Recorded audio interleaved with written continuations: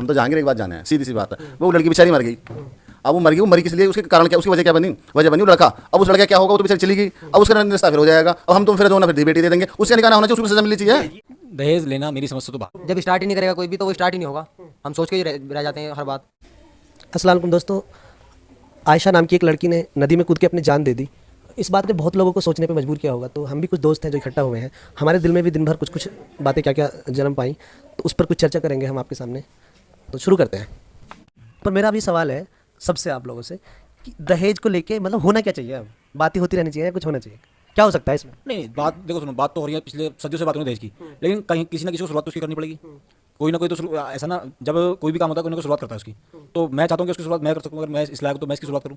मैं दहेज ना लूँ, मैं पीछे से वकील हूँ, तो कोर्ट में आए दिन ये वहाँ फैमिली कोर्ट में पूरा ये भरी रहती है, पता लगा किसी को दहेज के छोड़ दिया, किसी का कुछ, किसी का मारपीट, बदतमीजी, शराब पी के ड्रामे करना। तो ये एक माशरे में, हमारे में, समाज में ये चीज़ आम हो गई है। मिडिल क्लास की बात कर रहा हूँ, जिनके पास है सब कुछ बढ़िया, वो दहेज ज़्यादा ले, उनको दहेज चाहिए। असल में मतलब रिश्ता होते ही रिक्वायरमेंट आती है कि गाड़ी कौन सी देगा।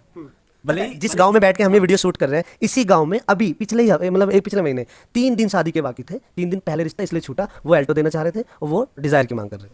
नहीं यही तो मैं ये तो कहना चाह रहा हूँ ना, जब तक हम इस चीज़ को मतलब फॉलो नहीं करेंगे, मैं कहता हूँ कि शुरुआत मैं करूँ इसकी, भाई शुरुआत तो किसी से करनी पड़ेगी ना। अब कोई ना कोई शुरुआत करे, ये तो नहीं कि कोई अब आएगा कि बाहर से विदेश से आने वाला है ना शुरुआत करने के लिए। जैसे हम बैठे हैं, क्या हमारा भी कुछ रोल हो सकता है? हाँ इसमें हमारा रोल है, इसमें हमारा रोल है कि क्या क्या अकेला चना बाहर नहीं पड़ सकता, 5 लोग मिलकर कुछ नहीं कर सकते, ऐसा कुछ नहीं फर्क पड़ेगा क्या? क्या ये जो चर्चा कर रहे हैं इसका कोई फायदा हो सकता है? फायदा होगा। अब ऐसे अकेला चना भाड़ने, लेकिन हम 5 लोग हैं, एक 5 लोग तो शुरुआत करते हैं, लोगों से बात तो कर सकते हैं इस बारे में। शुरू ही नहीं करेगा कोई भी तो जब स्टार्ट ही नहीं करेगा कोई भी तो वो स्टार्ट ही नहीं होगा।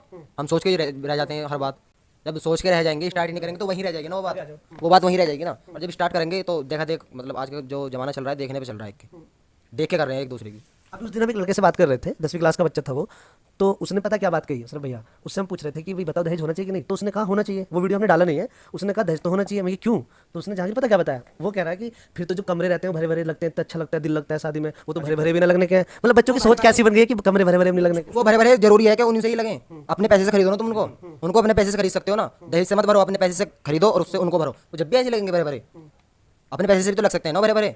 जरूरी थोड़ा ना कि दहेज के सामान से भरे भरे लगेंगे वो ना। लेकिन पता एक बात आती है इसमें, लड़की वालों को भी अपनी बेइज्जती लगती है कि हम ऐसे कैसे, मतलब हमें तो देना पड़ेगा सब कुछ, हमारी बेटी की हमला ऐसी चली जाएगी। मसला तो यहाँ भी है ना। कई बार भिखारी आते हैं कि लड़की की शादी करनी है जी, कपड़े दे दो। मतलब देखो दहेज नहीं छूट सकता, उसके लिए चाहे तरीका कुछ भी अपनाना पड़े, मदद भी करेंगे तो उसके लिए भी बराज। पता है सहारनपुर के एक मौलाना है, उन्होंने ये कहा है, यूट्यूब पे वीडियो पड़ा है उनका, परसों ही अपलोड हुआ है। उन्होंने ये कहा कि इसके लिए सबसे ज्यादा जिम्मेदार हम मौलाना ही है। मौलानाओं के लिए उन्होंने बोला है, और सहारनपुर के वो नाम ही मौलाना है। नहीं उन्होंने कहा कि हम मिसाली कायम नहीं कर पा रहे। हम तो जहांगीर एक बात जाने हैं, सीधी सी बात है। वो लड़की बेचारी मर गई, अब वो मरी किस लिए, उसके कारण क्या, उसकी वजह क्या बनी, वजह बनी वो लड़का। अब उस लड़का क्या होगा, वो तो बेचारी चली गई, अब उसका रिश्ता फिर हो जाएगा, अब हम तुम फिर दोनों फिर बेटी दे देंगे, उससे निकाह होना चाहिए, उसको सजा मिलनी चाहिए। ये एक और पहलू उठाया। देखो अभी उसका कोई बायकाट नहीं होने का, उसे फिर से एक लड़की मिल जाएगी। बिल्कुल उसको मरने का कारण तो वो लड़का है, तो उसको सजा होनी चाहिए। ऐसी स्थिति पैदा क्यों हुई है? लेकिन क्या होगा, महीने 20 दिन बाद तुम भी हम भी सब भूल जाएंगे और उसका निकाह फिर हो जाएगा। 20 दिन नहीं, आज ही भूल जाएंगे, अभी डिबेट के बाद ही भूल जाएंगे। जी बिल्कुल भूल जाते हैं अक्सर, ये जितनी भी घटना होती हैं डिबेट होती हैं इन पर और फिर उनको दबा दिया जाता है। एक बात हो रहा है, खुद लड़कियों से जैसे मैं बात करता रहूं कभी कभी, तो लड़कियां तो दहेज के पक्ष में रहती हैं। लड़कियां तो बहुत खुशी खुशी इकट्ठा करवाती हैं अपने लिए सामान। हाँ कराती हैं, वो खुशी होती है उनको खुशी होती है लड़कियों को, जो मतलब इकट्ठा करती हैं वो सामान, खुशी होती है उनमें से। ससुराल में फिर स्टैंडर्ड उसी तरह दिया जाएगा, ज़्यादा लाइए तो ज़्यादा अच्छे से रखेंगे, कम लाइए तो फिर ताने और दूसरी चीज़। नहीं, उस लड़का लड़की में फर्क ही क्यों हो रहा है? उसके लिए भी तो हिस्से वैसे दिए जा सकते हैं ना, उसको भी तो। हाँ तो शरीयत में है, और सारा तो मैं समझता हूँ बिगाड़ इसलिए हो रहा है कि बाप की जो विरासत है उसमें तो हिस्सा दे नहीं रहे, उसको तो सब डकारो बैठे हैं और दहेज पे हाय हुल्ला मच रहा है। तो मेन जड़ तो आप पकड़ नहीं रहे। मैं मुस्लिम कम्युनिटी की बात कर रहा हूँ कि बाप की कानून में भी हिस्सा है लड़कियों के लिए, सरकार की तो जो भारत सरकार कानून उसमें भी है, तो उसको फॉलो कर, उसको मतलब अमल में लाएं। अगर उसको अमल में लाते हैं तो इंशाल्लाह बदलाव आएगा बहुत जरूर। इसमें एक बात हो रही है, जब तक सरकार इस पर कोई कठोर कानून न बनाए, क्योंकि अगर कानून बन जाएगा ना तो लोग डरते नहीं है, समाज से कोई नहीं डरता, लोग डरते हैं पुलिस के डर से, कानून से। सबको पता है कि मैं ऐसा करूँ जेल, क्योंकि दिमाग में जो आदमी उसको लगता है जेल जाऊंगा, फर्क पड़ता है। लेकिन बहुत सारे समाज में ऐसे लोग हैं जो जेल से पुलिस से डरते हैं। तो मैं चाहता हूँ सरकार इस पर कोई जल्द से जल्द कानून लाए और कानून ऐसा हो कि उसमें कठोर सजा हो। दहेज देने वाले भी दहेज लेना, दोनों के लिए सजा हो उसमें, ये नहीं कि एक के लिए हो, क्योंकि जो दे रहा वो भी तो गुनहगार है ना। तो दिमाग में लोगों के एक अलग ही थिंकिंग है, यार मालदार की बेटी गरीब नहीं जा सकती, गरीब की तो एक बार ले लेगा वो, अगर लड़की खूबसूरत है। लेकिन अपनी बेटी चाहे कितनी बुरी है, गरीब नहीं दे सकता, लेकिन गरीब उसे रख भी लेगा बेकार को, लेकिन देगा नहीं उसके यहाँ, क्योंकि स्टैंडर्ड। ये बात हो रही है। खूबसूरत लड़कियों को छांट लिया जाता है, अमीर लोग एक वस्तु समझ के उसे अपने कब्जे में करते हैं, और वो गरीब लोग दे भी देते हैं कमीने, एकदम तैयार हो जाते हैं कि जैसे वो पता नहीं कौन सी खुशी ढूंढ लेंगे उनके। कोई किसी से कहना भी गाड़ी ना भाई क्यों ना लेवा गाड़ी, पहले तो अगर तुम किसी से कहोगे कि हम भाई से तू गाड़ी मत ले दहेज में ऐसा मत कर, तो कहेगा हमने दिया ना, वो ये कहेगा हम देंगे ना। ये सवाल आ जाता है कि हमने दिया ना था देंगे ना, कहाँ तक बहस करें ये तो बताओ। पता है अभी मेरा जानने वाला लड़का है, वो परसों मेरे पास आए, बहुत परेशान थे, बोले बहन की शादी है, और तय ये हुआ था मनोवर उनका ये तय हुआ था बाकायदा पहले ही कि हम दहेज नहीं देंगे, हम अपनी संपत्ति का हिस्सा देंगे। ये उन्होंने अपने मन में रखा था, मतलब लड़के वालों को केवल ये बताया था हमारे पास दहेज वेज नहीं है, आपको लड़की चाहिए तो ठीक है बता दो, हम देंगे नहीं कुछ भी, ठीक है, और जो भी करेंगे हम सिंपल शादी करेंगे, एकदम 10-5 आदमी आ जाना, खाना खिला देंगे 10-20 आदमियों को, लेकिन हम मतलब कुछ देने वेने वाले नहीं है, कोई शर्त तो नहीं है तुम्हारी। तो उन्होंने बोला कि हमारी कोई शर्त नहीं है। जब शादी के अब रह गए हैं 8-10 दिन, तब उन्होंने शर्त रख दी है बुलेट की, 2 बुलेट देने में, 2 शादियाँ, ठीक है। तो वो लड़के ने घर में विरोध भी करा कि ऐसा रिश्ता तोड़ दो, तो लेकिन घर में पता क्या बात आई कि फिर रिश्ता नहीं होने का, ऐसे तो होता ही रहेगा, फिर छूट जाएगा, ये तो देने ही पड़ेंगे। तो वो अकेला पड़ गया, खूब कोशिश करी, फिर ये बात आई कि ठीक है मैं अपनी बेटियों के मैं कर लूँगा, अपनी चला लूँगा, तुम्हें चलानी है तो चलाओ। बहरहाल मतलब वो बुलेट वाली शादी हो गया। अब देखो तो मतलब बुलेट, अपाची, कार, यहाँ तक के बात सिमट चुकी है, ज़िंदगी यही है बस अब, मतलब इस प्लास्टिक में ही है ज़िंदगी। अब इसको जो रोकना है तो एक तरीका ये भी है कि लड़की खुद ही अगर मेरी शादी कराओगे दहेज के साथ तो मैं करूँगा ही नहीं, जैसे कि वो बिल्कुल ही जिद पर जाए कि मैं शादी करूँगा ही नहीं। अगर लड़की इतना कॉन्फिडेंस लेके आगे आते हैं तो फ़ायदा हो सकता है, वरना चल ही रहा है जो हो रहा है, आप देख ही रहे हो। ये ऐसे बंद हो सकता है कि हमारे जो मौलाना जो निकाह पढ़ाते हैं वो तो इन सब चीज़ों को पढ़ते भी हैं कि क्या होना चाहिए क्या नहीं होना चाहिए। अगर मौलाना ऐसा निकाह जिसमें मौलाना, क्योंकि हम सब देख लेते हैं कि गाड़ी मिले क्या, अगर मौलाना ऐसे लोगों का निकाह पढ़ाना बंद कर दे और वो कहे कि मैं नहीं पढ़ा, अगर एक दो मौलाना मान लो ऐसा मौलाना तो मिल ही जाएंगे, खैर पैसों में आ जाएंगे वो सबको पता है, लेकिन अगर एक दो विरोध करेगा तो आदमी को दूसरे को लगेगा हाँ भी किसी ने विरोध तो शुरू तो किया। तो लग रहा है हो सकता है कि मौलाना लोग तैयार हो जाएंगे कि हम निकाह नहीं पढ़ाएंगे अगर दहेज। मौलाना ही फर्जी बना लेंगे, मौलाना ही फर्जी बना लेंगे वो, साथ में उनका हम तो अपना मौलाना खुद ले आएंगे। क्या दहेज को बढ़ावा देने में लड़की वालों की गलती नहीं है? वो बहुत सारे अच्छे लड़कों को ठुकरा के जरा सा काम देख के, जरा सी जमीन, जरा सी प्रॉपर्टी देख के वो खुद दहेज के गड्ढे में नहीं कूदते क्या? बिल्कुल कूदते हैं। नहीं, इसमें शुरू में वकील साहब ने कहा था कि हर कोई अपनी बच्ची को ज़्यादा देना चाहता है। समस्या तब आती है जब वो ज़्यादा की डिमांड करते हैं और लड़की के बाप पे कुछ होता नहीं, वो बेचारा फिर अपनी ज़मीन बेचता है, अपने जो है हाँ, तो कूदता कौन है ऐसी जगह? लड़की वाला ही तो कूद रहा है। फिर मजबूरी क्या करेगा वो? ना उसे अपनी लड़की पे भरोसा नहीं है कि इसकी शादी हो जाएगी। लड़कियां तो मतलब लड़कियों की तो कौन बिना लड़की के कौन घर बसा लेगा? मतलब लड़की वाले को अपने चीज़ पे भरोसा तो रहना चाहिए कि ये लड़की आखिर शादी के लिए पैदा हुई है, किसी को लड़की की जरूरत नहीं पड़ेगी क्या? लड़की की जरूरत पड़ेगी, लेकिन मसला है ना, मैं बताऊं अपनी थिंकिंग। लोंडियों को समझते हैं बोझ, ठीक है, और मेरे हिसाब से लड़कियों को बोझ समझा जाता है, इसी वजह से वो तरह तरह के समझौते कर लेते हैं। भाई थोड़ा माल वाल ठीक ठाक है सामने वाले लड़के पे, और कहीं भी बिना जोड़ी मैच भी नहीं खाते जोड़ियों के। और तुम्हें बताऊं मैं आयशा के केस में, तुम लोगों ने अगर ऑडियो ध्यान से सुना हो तो दहेज से ज़्यादा मसला उसमें, दहेज का मसला मुझे नहीं दिखाई देता ज़्यादा। उसमें जो मैन मसला, उसने एक बात कही लड़की ने मरने से पहले, रिक्वेस्ट करी, अगर आपने सुनी हो तो, उसने कहा है कि कभी भी एक तरफा प्यार मत करना। और उस पूरे मामले को अगर तुम ध्यान से देखो ना उस वीडियो को, उसमें दहेज का इशू दिखाई नहीं दे रहा किसी एंगल से। उसमें दहेज इशू दिखाई दे रहा है कि लड़का लड़की को चाह रहा नहीं है और लड़की लड़के को चाहती है लगातार, मतलब वहाँ पे उनका मैच नहीं खा रहा है किसी तरह का भी।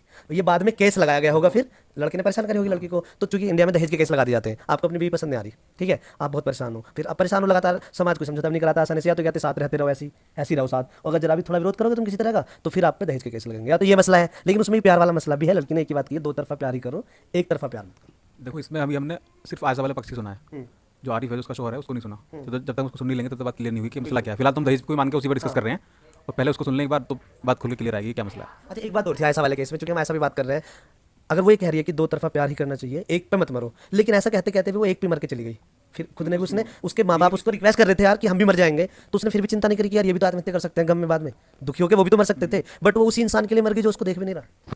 तो ये तो मैं स्टार्टिंग मैंने कहा था कि उसको आत्महत्या नहीं करनी थी। इस सब जो बहुत सारी लड़कियां इस दौर से गुजर रही हैं वो डिमोटिवेट होगी, और दूसरों को भी ये होगा कि अब हमारे ऊपर अगर ऐसा टाइम आया तो हम भी मर जाएंगे, नहीं करना था। नहीं, अपने माँ बाप को भी मार गई ना एक तरह से। ये गलत हुआ, आत्महत्या नहीं करनी थी, वो जीती और उसको जी करके दिखाती, उसको जी के दिखाना था। लेकिन फिर एक प्रॉब्लम आती है, इशू ही ना बनता। अगर वो मरती ना तो कोई बात ही नहीं करता इस टॉपिक पे, ये नॉर्मल बोरिंग टॉपिक होता लोगों के लिए। उसने अपनी जान दे के टॉपिक को जिंदा किया, ये बात तो माननी पड़ेगी। ये बात सच है कि अगर वो उसे मरना नहीं चाहिए था, मरना किसी भी सूरत में ठीक नहीं है, वो अपनी पूरी फैमिली को एक तरह से मार के चली गई। लेकिन प्रॉब्लम यहाँ भी तो है ना, हम भी तो इतने, समाज इतना पत्थर दिल हो चुका है कि इस तरह के कदम उठाए बिना कोई चर्चा नहीं करता है। नहीं, जहाँ तक समाज की बात है, समाज जो है ना आजकल का समाज है, आजकल का समाज हो गया मॉडर्न समाज, पैसे वाला समाज। अगर कोई पैसे वाला तो उसकी बात करते हैं, जो गरीब तबके का लोग है उसकी कोई बात ही नहीं करता। अगर उसकी सही बात भी है ना, वो भी सही नहीं है।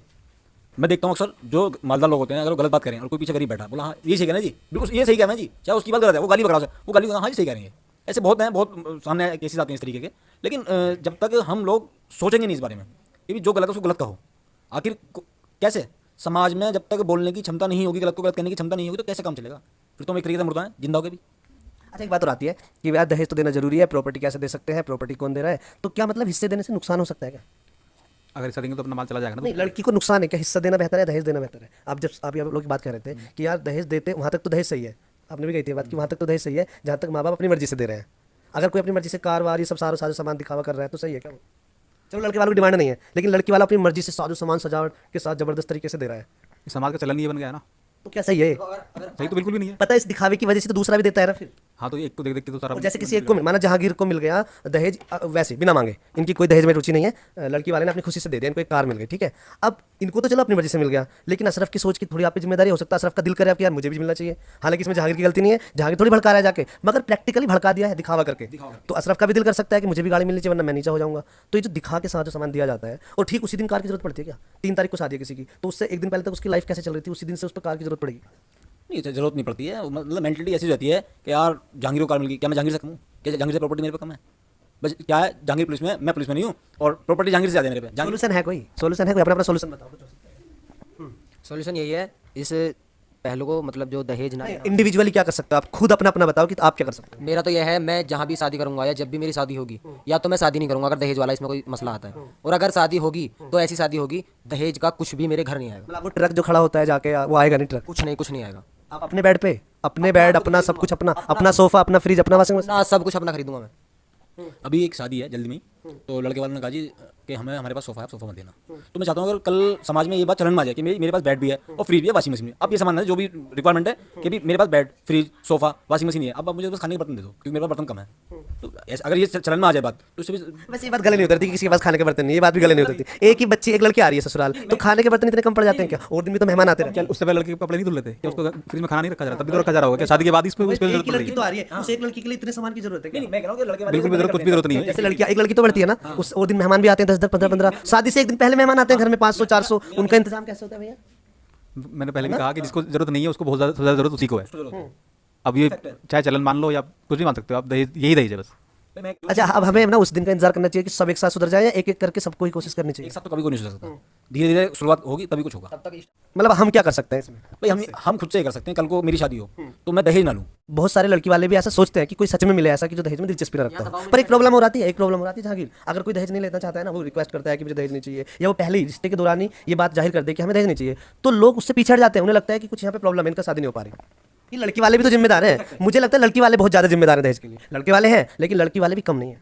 नहीं, मैं लड़के वालों को नहीं मान सकता क्योंकि जो बिचौलिया रिश्ता लेके आता है ना, तो कहता है जी लड़का ऐसे ऐसे काम धंधा है उसका, बताओ क्या दोगे? तो बिचौलिया आया तो इसका मतलब उनकी तरफ से आया, लड़के वालों की तरफ से कि इस लेवल का रिश्ता है, इतनी शादी करनी है आपको। लेकिन मैं बताता हूँ, बिचौलिया के मामले में कोई लड़का सफल हो जाए, जहाँ की दिल्ली पुलिस में लग जाए, लड़की वालों के फोन आते हैं लोगों पे कि इस लड़के को हमें दिलवा दो, लागत कितनी भी लगवा दो, ऑफर करते हैं कि ये कर सकते हैं, हम 4 पहिए कर सकते हैं, ये कर सकते हैं। लड़की वाले नजर रखते हैं कौन लौंडा सफल हो रहा है। सफल मतलब बस पैसे से। मैं कह रहा हूँ कि कोई लड़की है जिससे आपको शादी कराना चाहते हैं आप अपनी, वो आपसे ज्यादा अमीर है, तो क्या नहीं होनी चाहिए आपसे? तो वो तो उनकी मर्जी है ना, अगर उनकी मतलब तुम्हारे हिसाब से होनी चाहिए कि नहीं होनी चाहिए? हो जानी चाहिए जब वो चाह रहे तुम्हारी बेटी हो जाए, वो जब वो चाह रहे तो हो तुम किस आधार पे चुनोगे? अपना जमाई चुनोगे? वो तो तुम्हारा पैमाना क्या होगा? अभी तो खैर इतने चलो जहांगीर के भी बच्चे हैं, मनोवर के बच्चे हैं, इनसे पूछते हैं क्योंकि उसकी तो अपनी भी शादी नहीं हुई। मनोवर, तुम जैसे अपनी बच्ची के लिए रिश्ता ढूंढोगे एक लड़की के बाप होने के नाते, तो तुम क्या देखोगे लड़के के पास? मैं देखूंगा सबसे पहले तो मैं देखूंगा अपनी बच्ची का, जैसे हमारी बच्ची है ऐसी लड़का देखूंगा जो होगा मिलता जुलता हो। ऐसे नहीं देखूंगा कि हमारी लड़की 19 से 25 या हमारी लड़की 25 से 19। पहले दोनों का देखेंगे कि हाँ ये दोनों। लड़की का रिश्ता करते समय जहांगीर क्या पैमाना अपनाएगा? सबसे पहले तो वेल एजुकेटेड हो, दूसरा आपके आदत अखलाक अच्छे होने चाहिए, जो हर कोई चाहता है अपनी बेटी को खुश रखे। अच्छा, एक बात बताओ, लड़के को काबिल देखना अच्छी बात है, मतलब उसकी इनकम वगैरह देखनी चाहिए, ठीक है, क्योंकि उसी से जिंदगी चलेगी। लेकिन क्या उसके पापा की प्रॉपर्टी को भी पैमाना बनाना चाहिए? माना जहांगीर है, अब जहांगीर की खुद की कितनी काबिलियत है, ये कितना अपने जीवन को चला पाएगा, वो देखना चाहिए, या उसके पापा की तरफ से उसे कितना प्रॉपर्टी मिलेगा, इस आधार पर भी अपनी लड़की दे देनी चाहिए? बात तो वही है ना, उसकी है तो भी उसी की है, बाप की तो भी उसी की है, तो वही आपने कहा कि जिंदगी चलेगी इस चीज़ से।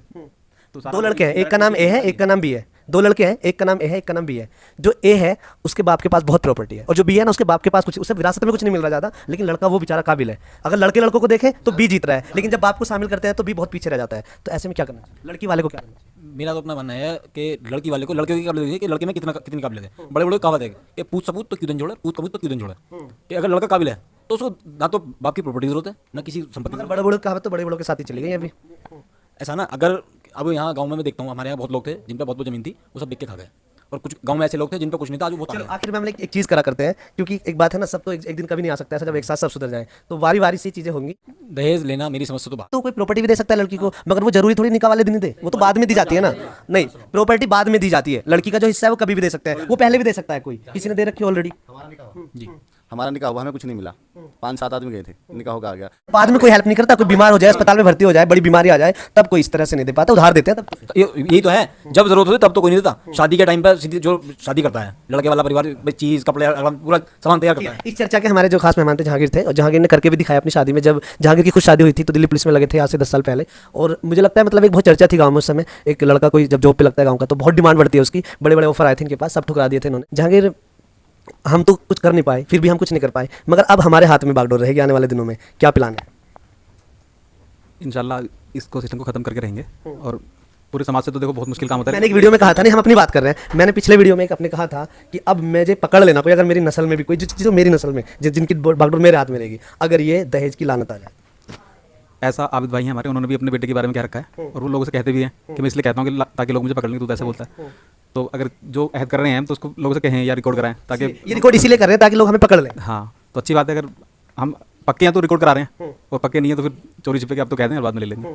तो इसलिए हम पक्का वादा कर रहे हैं। बहुत बहुत शुक्रिया, हम सब यहाँ जमा हुए। आयशा ने हमें इकट्ठा किया, और हम लोग उम्मीद करेंगे कि आयशा के इस वीडियो के बहाने ही सही, लेकिन लोगों में कुछ तो पैदा होना चाहिए, दिलों में जज्बात। किसी ने अपनी जान दी है, उसने तो अपनी जान दे ही दी, खैर उसकी फैमिली पूरी तरह अब गमों में डूब गई है, लेकिन हमें कुछ तो उसकी कुर्बानी का कुछ तो देना चाहिए बदले में, और इस दहेज के खिलाफ कुछ तो करना चाहिए। आप भी कर सकते हो, अपने घर से शुरुआत कर सकते हो, हम करने की कोशिश कर रहे हैं, आप हमारे साथ दे सकते हो, किसी तरह मोटिवेट कर सकते हो। तो ठीक है, विदा लेते हैं आपसे, बहुत बहुत शुक्रिया।